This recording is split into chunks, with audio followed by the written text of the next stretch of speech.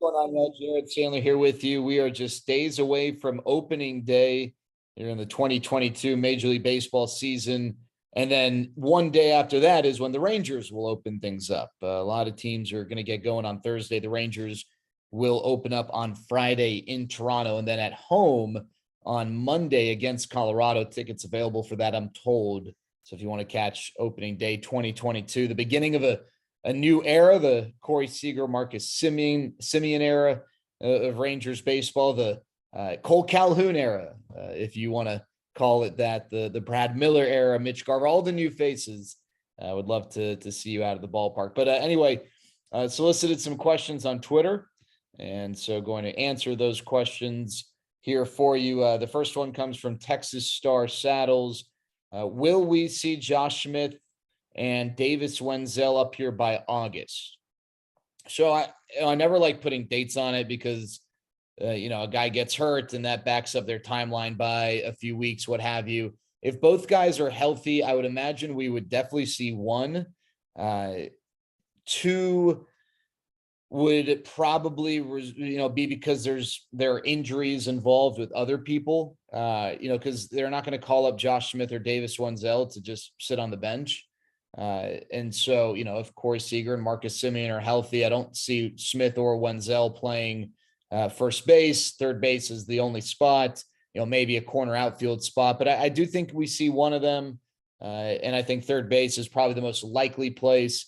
Since the question was about August, it is worth noting that is post-trade deadline. And, if the Rangers were to make a trade in the form of a buyer at the deadline, it's likely that one of their or multiple of their glutton of infield prospects are a part of it. So, that, I guess we'll throw that little wrench into that answer. But both guys are close. I think both guys are definitely, in a position to earn major league playing time this year, without a doubt. How it's going to happen, the path, not obviously clear, but I do think both guys stand a good chance. And then just since I brought it up, as far as the Rangers being buyers or sellers or what have you, it could be both. It depends on where they are in the standings. The Rangers are not going to, be buyers to just make the playoffs this year and pay a decent price for a rental. Any sort of buying the Rangers will do would kill two birds with one stone, and that is maybe help them compete for this year, but most importantly, help them compete in subsequent years. But as far as Smith and Wenzel, I do think both guys are in a position to earn, big league call-ups this year. All right, this question from Jason Kowalkowski. Are the corner outfield spots going to be a straight platoon situation between Miller, Calhoun, White, and Solak? Yes, to some degree. I think Eli White will have an opportunity to earn platoon reps against lefties. I think both Calhouns, might sit more often than not against lefties. I think with Cole Calhoun, he's more likely to sit just in general against lefties. I think with Willie Calhoun as the DH, but also someone who could play a corner spot, he's more likely to maybe play against certain lefties, but sit against really tough lefties or lefties that maybe pose a difficult matchup for him. Brad Miller's a guy who, he's crushed right-handed pitching, hasn't fared as well against lefties. So, he might sit against lefties. Nick Solak, someone who could certainly play against lefties, hasn't really shown thus far in his career a consistent ability to hit righties. So I think to start the year, you're going to see a lot of, mixing and matching, a lot of matchups. Is it going to be an automatic? Eli White's the guy in that list of folks you mentioned in your question, who I don't know that Eli is, for sure going to start against every lefty, but that is his role.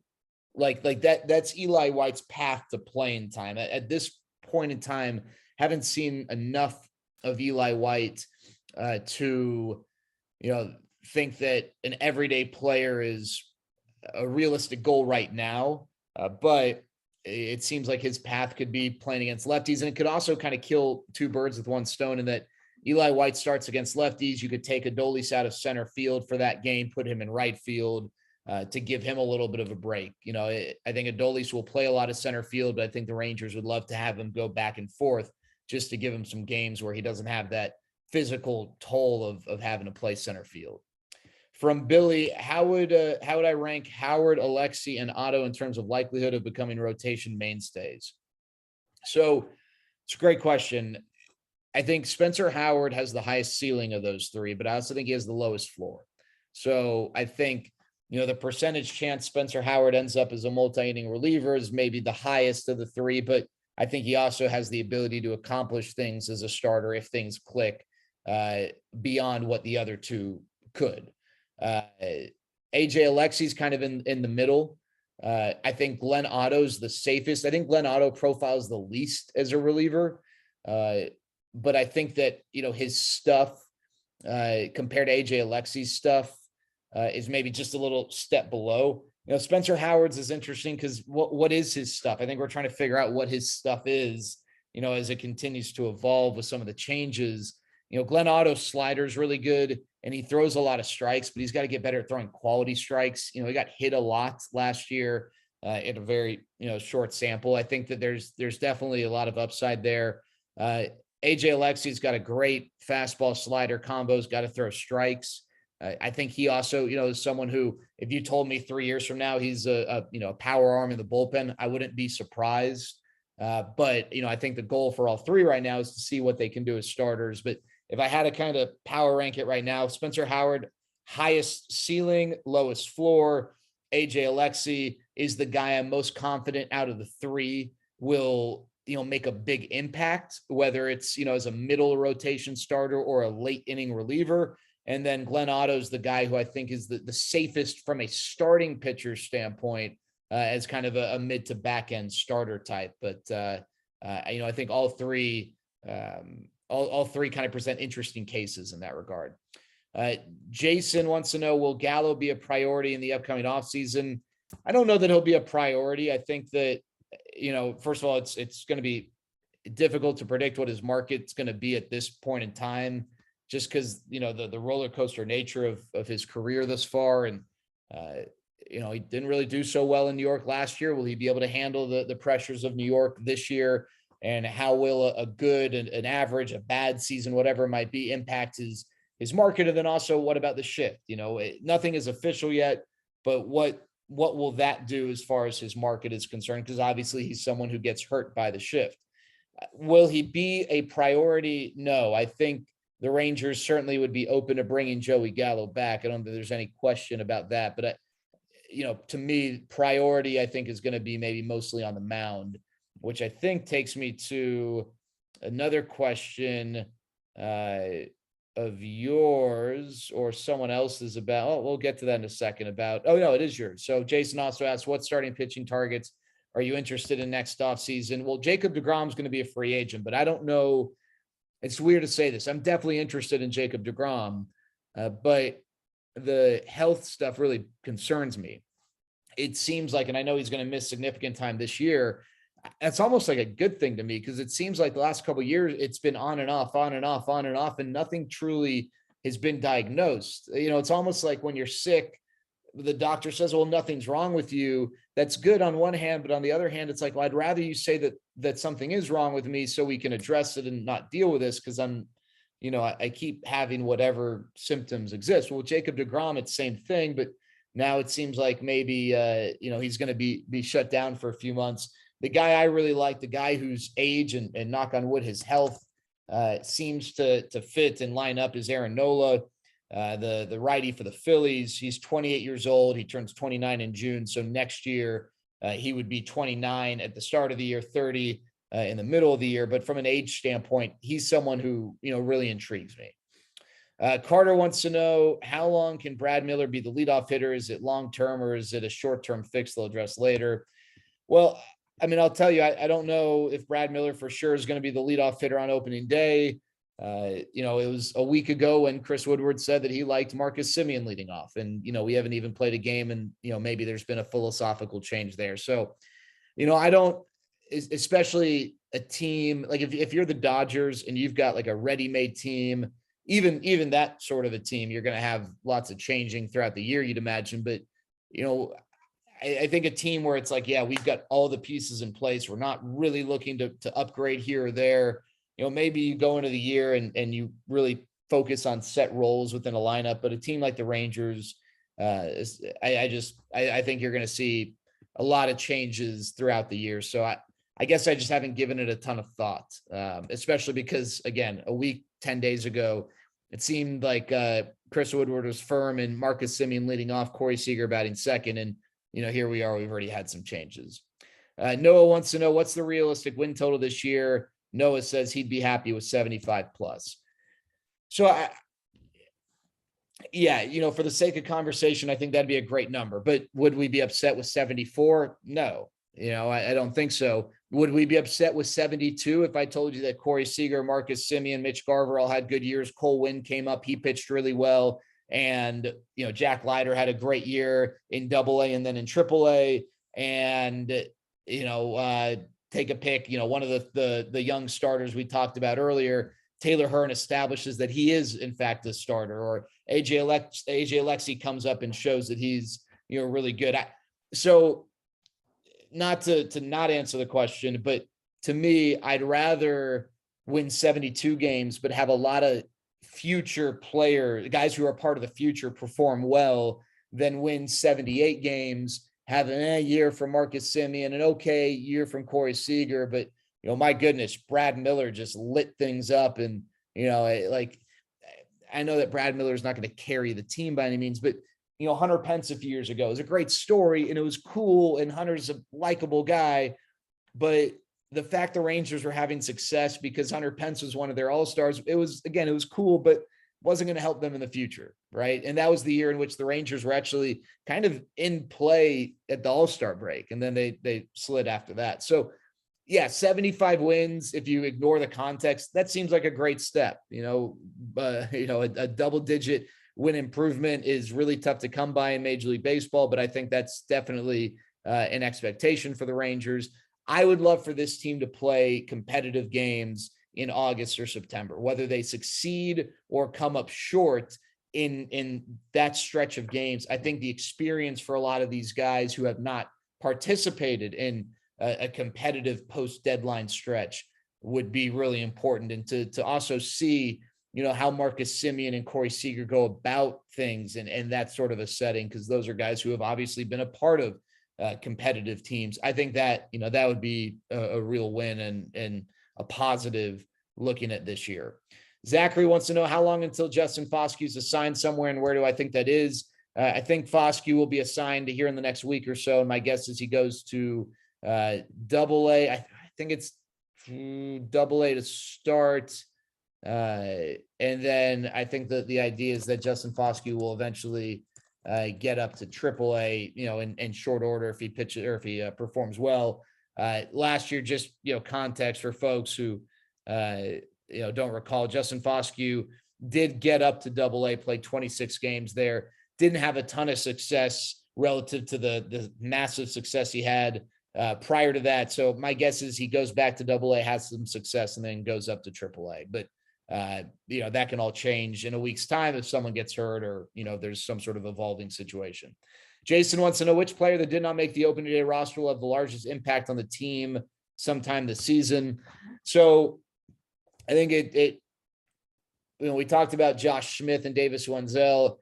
I think that, if Josh Smith comes up, there's something about him. There's that twinkle. I think he could, make an impact. But, I think about Nick Snyder. I know that's not the sexy answer, but a 100-mile-an-hour throw-in reliever who I think will get called up sometime in the first 6 weeks of the season, just as long as he stays healthy and performs well. Nick Snyder, I think, is the easiest answer. I don't know when Cole Winn will come up this year, but, I hope that Cole Winn does come up and has success, even if it's not like the biggest impact. It excites us, if that makes sense. But I think if Vegas were to put odds on this, my guess is Nick Snyder, just because he could be a big back end of the bullpen piece, and maybe Josh Smith, if he gets a lot of opportunity at third base. BJ wants to know, why isn't Cole Winn starting for Round Rock against El Paso?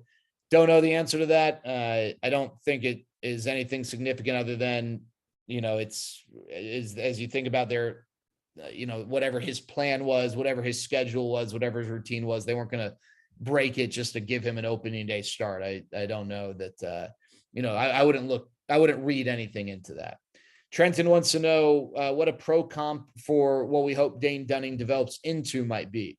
Well, what we hope is, I think Brandon Webb, just because, I think about really, really good sinker ballers in the last 20 years, and Brandon Webb's that guy. I don't know that Dane Dunning is going to be a 95, 96 mile an hour sinker baller, but maybe he can get up to 92, 93. I think that's the hope. I think that it would be awesome if he did become that guy. But I don't know that, we've seen enough to say that. And I'm not talking about Brandon Webb in his very, very best year. Obviously, when he was with the Diamondbacks, and I'm certainly not talking about Brandon Webb as a Ranger, but he won a Cy Young. I'm not saying that I think Dane Dunning is a Cy Young guy, but Brandon Webb had a nice stretch there for about 4 years where, he had a low to mid threes ERA. And I think if you're going to ask me what we hope Dane Dunning becomes, I think that would be certainly high end. And if you want to use the sinker ball in comp, I think that's where I'd come to that. Reed wants to know, does the United States get out of Group B? Yes, I think so. Obviously, also kind of rooting for England there too. Would love for the US and England to get out. So yeah, I go with yes. Reed also wants to know if the Rangers draft a college hitter in the draft, even though that might be another middle infielder that will probably end up at second base. Well, first of all, Reed, I don't think you ever like upset with middle infielders. So I don't know if, Brooks Lee's the guy that you're targeting. Jace Young is another name that people bring up. I don't know that Jace Young would make sense at this time at, the third pick. What do I know? I'm just, a lot can change. But if it's not Drew Jones or Dylan Lesko, if it is a Brooks Lee type guy, I don't think you get upset with up the middle guys. I don't know that they're necessarily committed to a college bat. I know that they've, been heavy on college bats here recently.